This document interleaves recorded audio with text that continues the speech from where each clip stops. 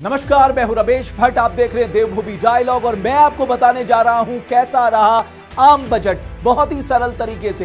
तो आइए नजर डालते हैं क्या कुछ खास रहा आज आपके लिए बजट में। सबसे पहले अगर मैं बात करूं जो बड़ी घोषणाएं आज की गई है उस पर नजर डाल लेते हैं।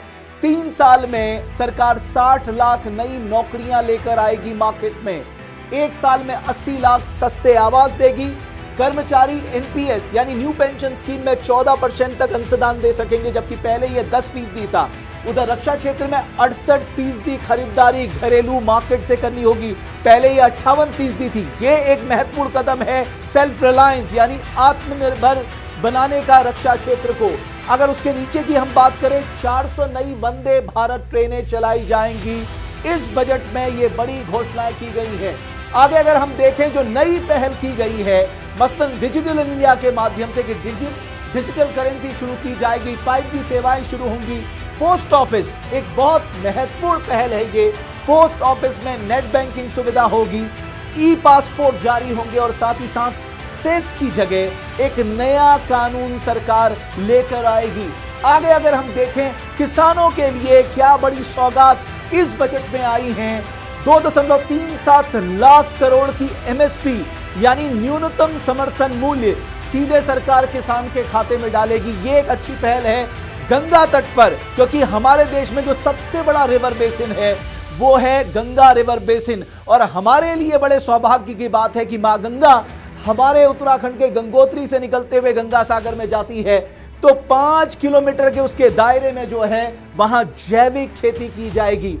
उर्वरकों का छिड़काव अब ड्रोन से किया जाएगा, क्योंकि हमारे यहां जो है एनपीके यानी नाइट्रोजन फॉस्फेट का जो रेशियो होता है वो कई बार ज्यादा कम हो जाता है। इसलिए हाथ से अब ड्रोन की सुविधा ली जाएगी उसके छिड़काव के लिए। और 2023 का जो वर्ष है इसे मोटा अनाज वर्ष घोषित किया गया है। आगे अगर हम टैक्स स्कैन कर लें, इनकम टैक्स, बहुत लोगों को आशाएं थी, लेकिन मैंने पहले ही बताया था कि बहुत ज्यादा इनकम टैक्स के क्षेत्र में नहीं होने जा रहा है। इनकम टैक्स में मिडिल क्लास को किसी तरह की कोई रियायत नहीं मिली है, लेकिन कोऑपरेटिव सोसाइटीज को अब 15% टैक्स देना होगा।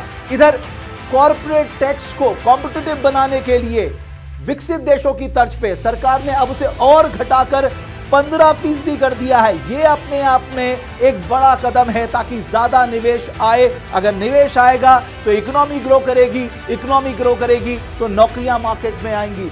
क्रिप्टो करेंसी, इसको लेकर देश में एक बड़ी बहस चल रही थी। हालांकि इस पर अभी सरकार कानून नहीं लाई है, जैसा कि कहा गया था कानून लेकर आएगी, लेकिन 30% टैक्स क्रिप्टो करेंसी पर सरकार लगाएगी। इसकी आज घोषणा बजट में की गई है।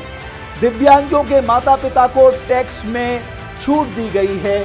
अगर हम आज की बात करें, अब सबसे ज्यादा जरूरी आम जनता जो जानना चाहती है उसके लिए क्या सस्ता आया, क्या महंगा हुआ। अगर हम सबसे पहले सस्ते की बात करें, कपड़ा सस्ता हो गया, चमड़े का सामान सस्ता हो गया यानी जूते सस्ते हो गए, इलेक्ट्रॉनिक आइटम, मोबाइल, चार्जर, खेती का सामान सस्ता हुआ है इस बजट में। क्या महंगा हुआ है, छाते, artificial jewellery, non blending fuel और गिफ्ट देना। अगर आप किसी को गिफ्ट दे रहे हैं तो अब ये महंगा हो जाएगा।